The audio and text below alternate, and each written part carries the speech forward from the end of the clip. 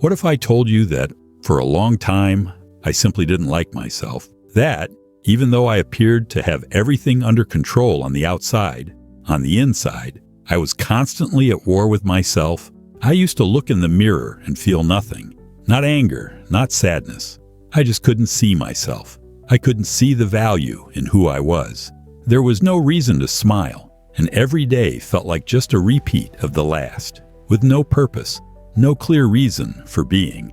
I kept asking myself all the time why I was even here. What did I really have to offer? For a long time, my self-image was just a reflection of what others said about me. If someone complimented me, I'd feel a slight satisfaction. But then came the doubt. Do I really deserve this? If someone criticized me, it would cut deep. I absorbed everything. Everything was about what others thought and said. There was no space for my own opinion.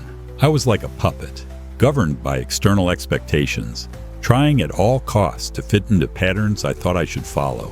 The feeling of not being enough followed me everywhere. In my relationships, at work, with my friends, I constantly felt like something was wrong with me, like I wasn't doing things the right way.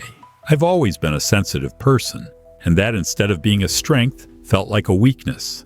I felt weak, too vulnerable. Have you ever felt like that? The feeling of drowning, but no one can see it because you dress well, speak well, and maintain a calm facade? I used to drown inside myself. Every day was a struggle to get out from under an invisible weight. I hated myself. I couldn't understand why I was like this, but I didn't know how to change. The turning point began with something simple, almost imperceptible. It wasn't some grand moment of revelation, but a series of small actions that over time helped me start seeing myself differently. One day, I looked in the mirror, and for the first time, I saw someone trying, and that gave me something I hadn't had before, a little compassion for myself, a compassion that had never existed. At first, it was small victories. It wasn't about becoming perfect. It was about realizing I had the right to fail, to try, to be who I truly was without the pressure of being something for others. I started questioning my beliefs about myself. Why did I think I wasn't good enough? Why did I let other people's criticism define my life? One day, something simple happened. I decided to go for a walk, by myself, with no destination in mind. Just walking. The sun was setting and I was tired, but something inside me urged me to keep going. I started noticing the beauty of the small things, the sound of my steps, the smell of the grass, the soft light of the evening. I wasn't searching for some great answer, but somehow, in that moment, something shifted inside me. Life didn't have to be complicated. Happiness didn't have to be something distant or unattainable. It was in the simple things.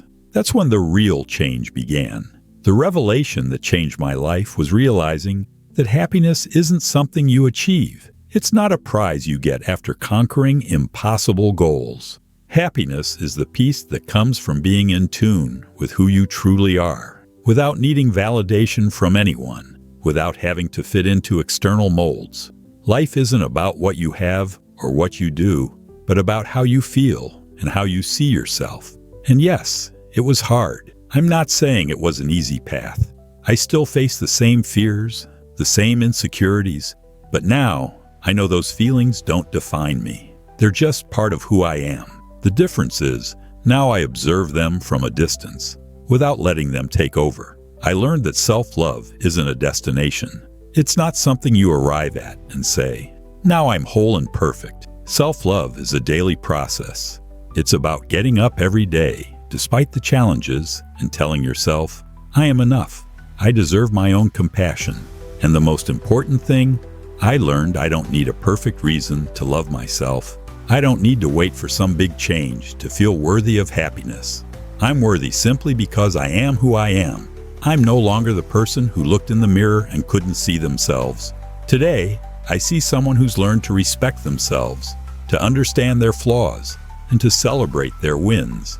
Someone who, even when the world outside seems to crumble, finds the strength to keep going. I'm not perfect, but I'm real, and that's enough. So if you're in that place right now, struggling with the idea that you're not good enough, I want you to know you're not alone. And no, You don't need to change to be loved or to be happy. Life isn't in some far-off future where everything will fall into place. It's here, right now, in your ability to be honest with yourself and accept who you are. If I can get here, if I've managed to take this step, you can too. It's not easy, but I promise it's worth it. It took me time to realize this, but now I know. Life isn't about being perfect. It's about being you.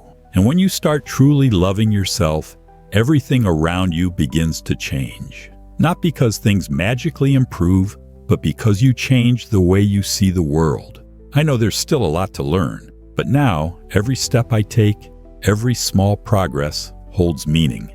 I am enough, and you are too. Change doesn't come with a big turnaround. It comes with small steps. So if you're ready, start now. You don't have to wait for tomorrow. Start today. Start with the simple things. Start with compassion for yourself. You deserve it.